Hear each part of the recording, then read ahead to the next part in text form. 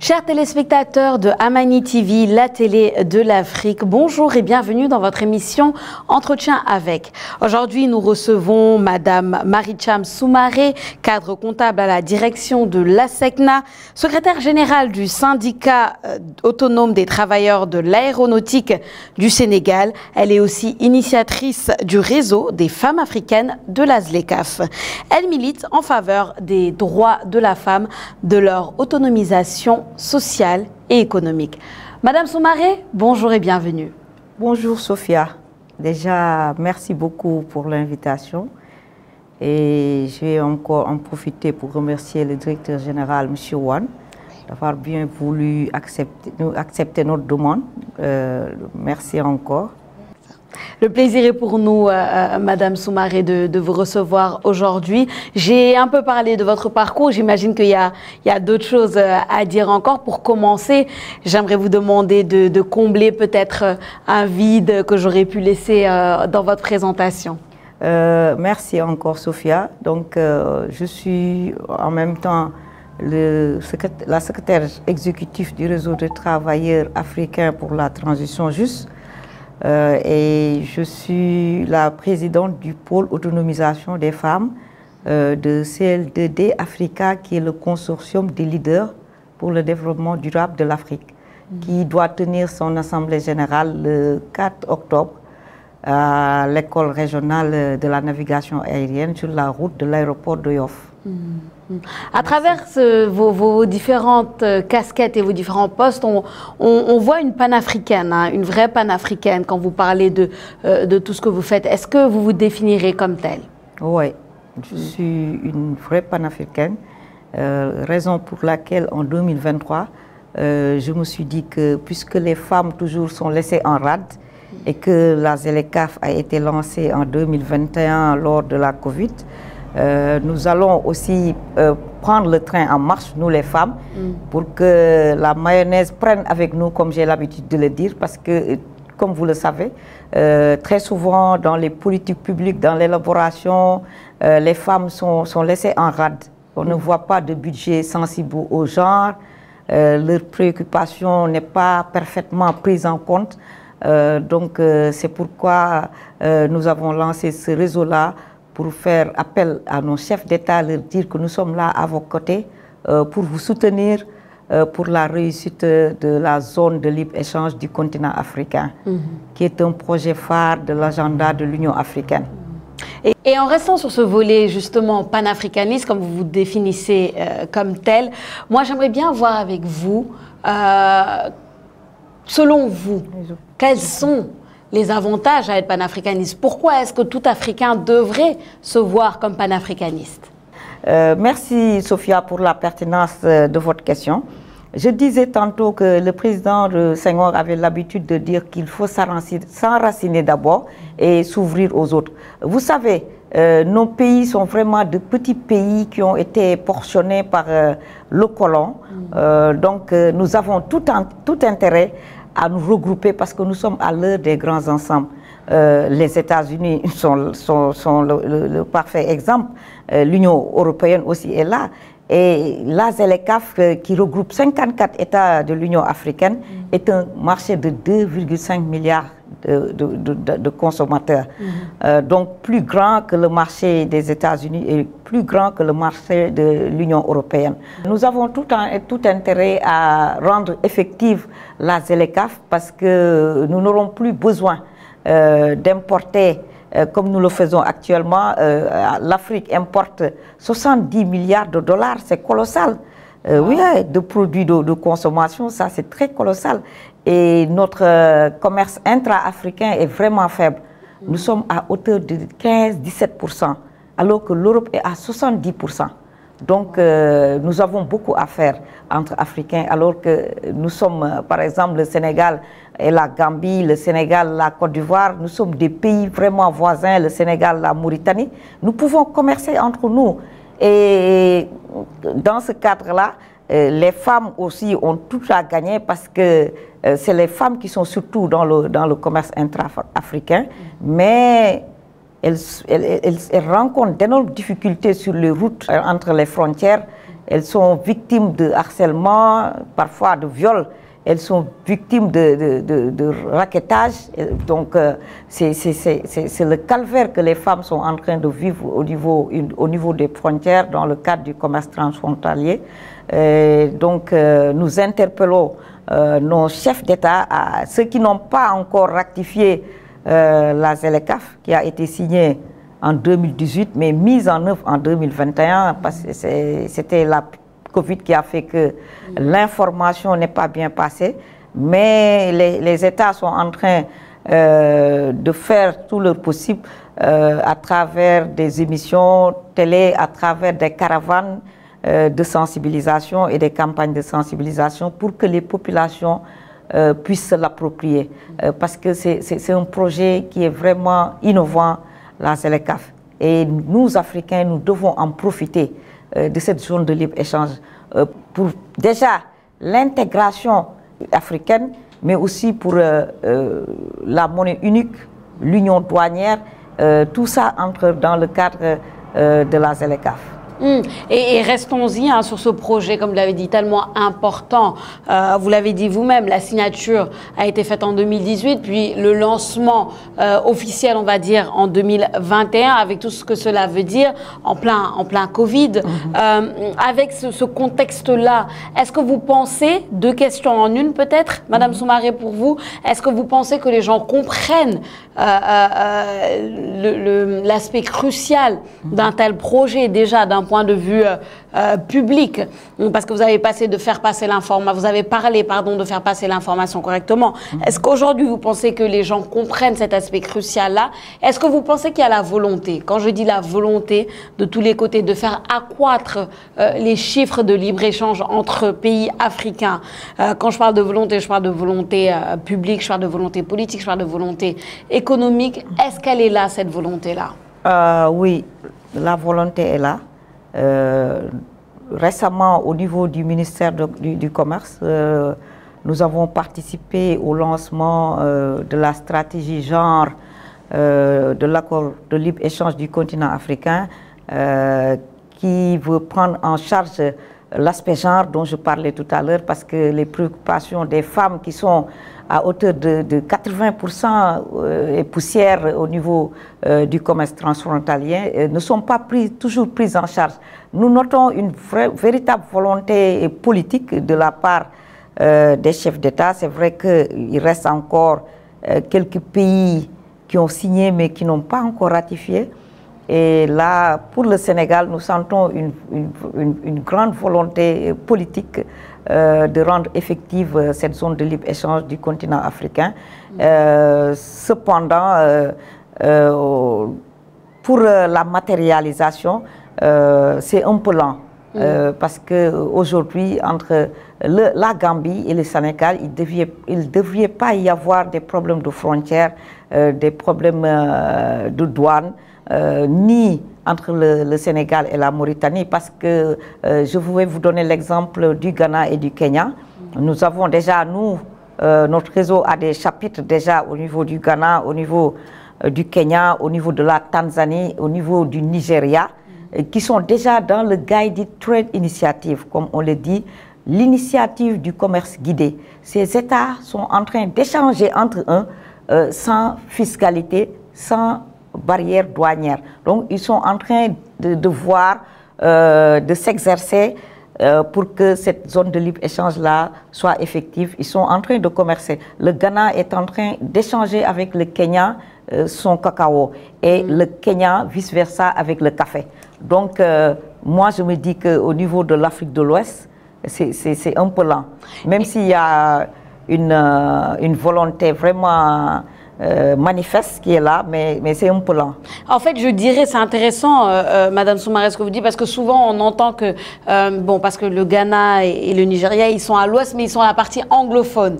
Donc, on a l'impression, en fait, que vers chez eux, ça avance toujours plus vite que vers la partie francophone de l'Afrique. C'est ce qu'on entend, et de tous les côtés, hein, que ce soit économiquement, que ce soit culturellement, on voit un peu ce que le Nigeria est, et bon, c'est un grand pays aussi, avec la population la plus grande d'Afrique, mais on voit ce qu'ils sont capables de faire du côté d'exportation de leur culture, de leur musique, de tout, de s'imposer un peu à la face du monde. Et on se dit, chez les anglophones, ça va un peu plus vite que chez nous. Pourquoi, à votre avis? Oui, c'est un peu bizarre. Et là, c'est vraiment, on le constate et c'est visible. Oui. Les anglophones, ils sont beaucoup plus speed, comme on le dit en anglais, que les francophones. Je ne sais pas si c'est dû à la culture européenne, les Français qui nous ont colonisés. On aime prendre tout notre temps.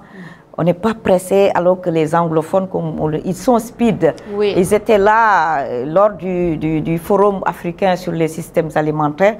On a pu constater que les anglophones étaient à fond dedans, mais les francophones, je ne sais pas, mais on est encore lent. Desnadal. Desna. Parfait. Alors, vous revenez souvent sur les femmes, hein, évidemment. Ce besoin de les protéger, ce besoin de les mettre en avant, ce besoin qu'elles profitent et qu'elles soient en sécurité, tout simplement, en sécurité physique, sécurité économique, sécurité sociale. Vous êtes une grande militante, comme j'ai dit, des droits des femmes, raison pour laquelle, sûrement, vous êtes l'une des initiatrices de ce réseau des femmes de la ZLECAf. Qu'est-ce que ça veut dire pour vous? Parlez-nous de ça, du réseau des femmes de la ZLECAf. Le réseau des femmes africaines de la ZLECAF. Africaine. Oui, qui regroupe plus d'une vingtaine de pays, parce que les pays signataires sont au nombre de 54. La ZLECAF regroupe tous les pays africains, mais tous les pays de l'Union africaine sont dans la ZLECAf, sauf l'Érythrée qui n'a pas encore signé.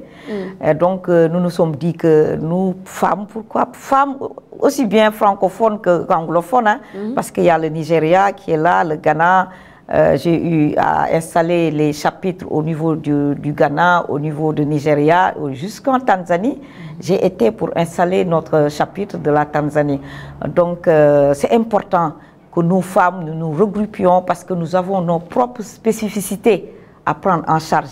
Nous avons nos propres préoccupations à prendre en charge.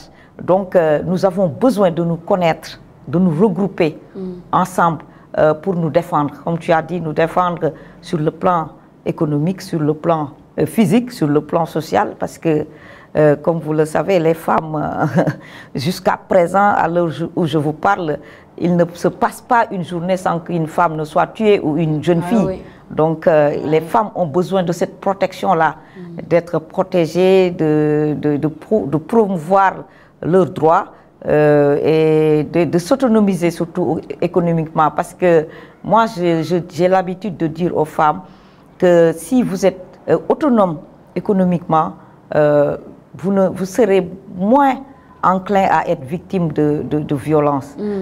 Parce que si vous dépendez carrément de votre partenaire, il peut vous faire chanter, donc que les femmes fassent tout pour être autonomes. Et nous sommes dans ce credo-là de rendre les femmes autonomes.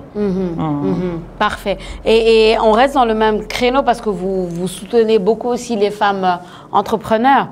Ouais. Donc là, j'aimerais beaucoup qu'on parle d'entrepreneuriat.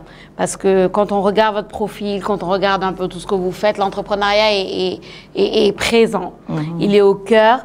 Vous êtes, comme j'ai dit au début, vous êtes cadre comptable à la direction de la SECNA. Mais vous avez quand même cette partie où vous êtes sensible à l'entrepreneuriat. Pourquoi ? Parce que l'entrepreneuriat est la voie la plus rapide pour rendre la femme autonome. Parce que c'est vrai que nous sommes dans un secteur, moi je suis dans un secteur formel, tous les mois je reçois un salaire, mais l'entrepreneuriat est beaucoup plus rapide pour qu'une femme soit autonome. Et puis, l'entrepreneuriat est ouvert à tout le monde. Il n'y a pas que les femmes qui sont diplômées qui peuvent se prétendre d'entreprendre. Les femmes, comme vous le savez, à hauteur de 80%, plus de 80%, c'est les femmes qui sont dans le secteur informel. C'est elles qui sont dans le commerce, la transformation des produits locaux et même au niveau de l'agriculture. C'est les femmes qui sont majoritairement dans l'agriculture. Mais le problème, c'est qu'elles viennent en tant que support pour les maris. Donc, il faut que ces femmes-là passent de l'agriculture familiale à l'agriculture, l'agrobusiness. Parce que c'est pas en aidant le mari qu'on se rende autonome, parce que c'est juste pour faire nourrir la famille. Mais pour vraiment être autonome, il faut que la femme passe à l'étape supérieure, à l'agrobusiness. Et qu'est-ce qui bloque, à votre avis, vous qui en suivez beaucoup, hein, ces femmes entrepreneurs qui veulent aller de l'avant peut-être, mais souvent qui ont des contraintes. Quelles sont ces contraintes-là? Qu'est-ce qui bloque? Pourquoi jusqu'à présent, on a ce besoin-là ou bien ces étapes-là, comme un plafond de verre à devoir briser? Il y a beaucoup de contraintes qui bloquent les femmes entrepreneurs. Nous pouvons en citer quelques-unes, notamment l'accès au crédit. C'est pas facile avec les banques, surtout les banques traditionnelles. Il faut avoir toute une paperasse, il faut avoir la garantie, il faut avoir une caution. Donc, c'est difficile pour les femmes qui se débrouillent déjà d'avoir toutes ces garanties-là. Mais aussi, il y a l'accès à la terre. C'est pas facile pour les femmes d'accéder à la terre. Le plus souvent, la terre est réservée à l'homme. Et tantôt, la femme, on lui prête un lopin de terre, ou bien elle est obligée de louer la terre pour pouvoir cultiver. Donc, il y a tous ces facteurs bloquants-là qui font que jusqu'à présent, les femmes n'arrivent pas à émerger au niveau du secteur de l'entrepreneuriat. C'est vrai que nos institutions sont en train d'accompagner des institutions comme le FONAMIF, le Fonds national de la microfinance, qui est logé au ministère de la microfinance, le ministère de la Famille et des Solidarités, l'ADER sont en train d'accompagner les femmes, mais l'accompagnement reste encore. Il faut que les femmes soient véritablement accompagnées, surtout au niveau aussi de la formation, parce qu'on ne va pas seulement prendre un montant et donner comme ça à la femme et lui dire il faut gérer. Donc il faut l'accompagner du point de vue de la formation en termes de gestion financière, parce que la femme, si vous lui donnez de l'argent comme ça, elle va aller pour gérer la famille, gérer la maison, gérer la popote, gérer l'école des enfants. Donc il faut vraiment les canaliser, les accompagner dans le cadre de la formation. Et en parlant de cet accompagnement, parce que ce que vous dites justement, ça me fait penser que en fait, c'est pas seulement, oui, on sait que l'argent c'est le nerf de la guerre. Je dis pas que c'est pas le centre, c'est au centre, il le faut. Mais au-delà de ça, est-ce que vous pensez que c'est des blocages peut-être psychologiques, ou bien pas des blocages, mais un conditionnement psychologique? Parce que quand je vous entends parler, une femme, même si vous lui donnez l'argent, ça va pas forcément rentrer pour elle. Elle va directement penser à comment améliorer la maison, comment compléter la popote, comment gérer plus les besoins des enfants, etc. Elle pense d'abord à ça avant de penser à elle-même. Donc, est-ce qu'il n'y a pas un conditionnement psychologique qui fait aussi que les femmes, ici au Sénégal, on parle du Sénégal, on parle de l'Afrique, en général, les femmes se mettent en retrait, même quand elles sont entrepreneurs, elles pensent pas d'abord à leur entreprise, mais elles ont tout ce conditionnement-là qui font que c'est d'abord la famille. Oui, c'est normal parce que la femme, elle est déjà mère, elle est protectrice. Elle ne peut pas voir la famille mourir de faim et garder de l'argent. Donc, elle est d'abord protectrice. Elle a envie toujours de protéger sa famille, de nourrir sa famille, d'améliorer, comme vous l'avez dit tantôt, d'améliorer les conditions de vie de sa communauté même. Mais il y a aussi un autre facteur parce que les hommes n'aiment pas les femmes autonomes. Donc ça aussi, il faut qu'on en parle. Beaucoup d'hommes, c'est eux qui freinent l'ascension de leur femme parce que lorsqu'ils voient que la femme est en train vraiment d'émerger, ils trouvent tous les moyens de bloquer, par exemple, les femmes commerçantes qui sont obligées très souvent de bouger. Il y a l'époux qui commence à vouloir la bloquer, lui dire que tu bouges beaucoup, donc je serai obligée de prendre une deuxième femme. Donc il y a aussi ce facteur-là et beaucoup d'autres facteurs culturels aussi, les facteurs socioculturels.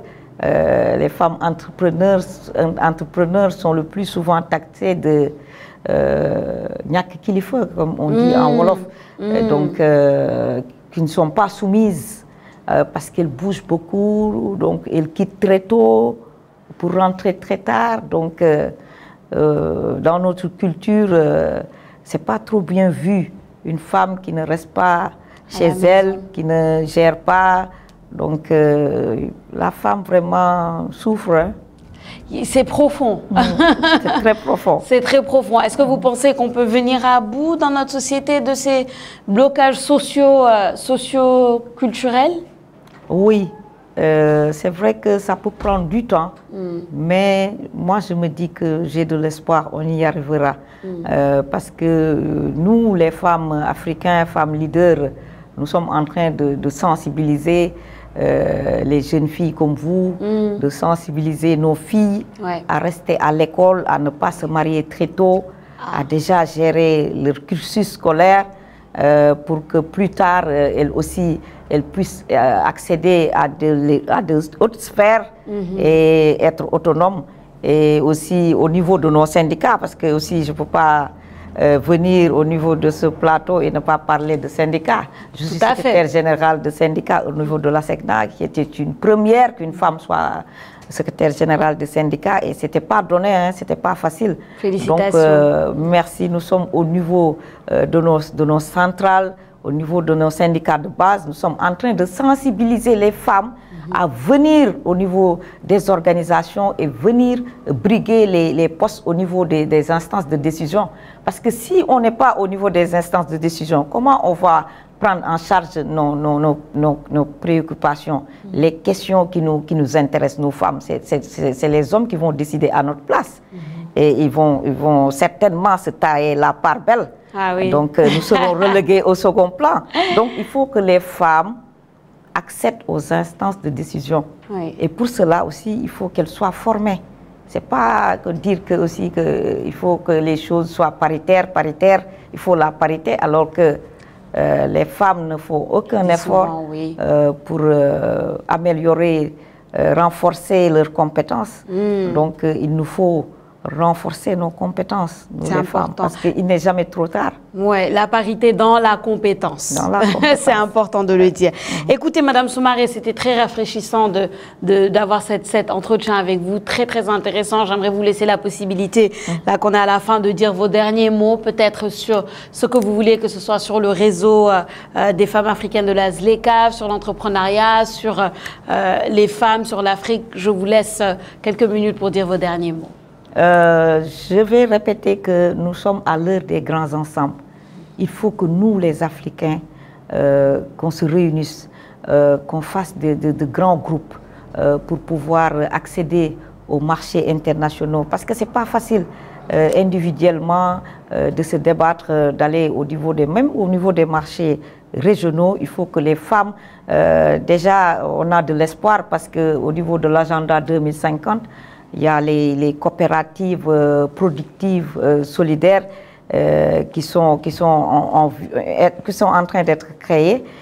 pour surtout accompagner les femmes. Donc les femmes doivent se regrouper, toutes les femmes entrepreneurs, pour accéder au niveau des marchés internationaux, au niveau des marchés africains, pour que le commerce intra-africain puisse être renforcé. Et pour notre réseau, je vais faire un appel à nos autorités, vraiment de nous intégrer dans leurs agendas, notamment le ministère du Commerce, mais aussi le ministère de la Femme, oui.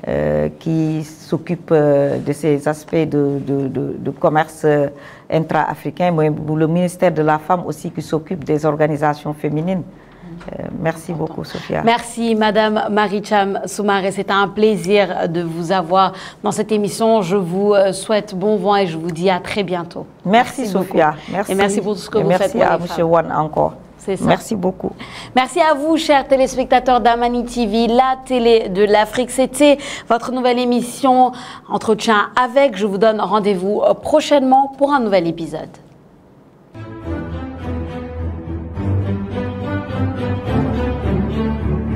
Thank you.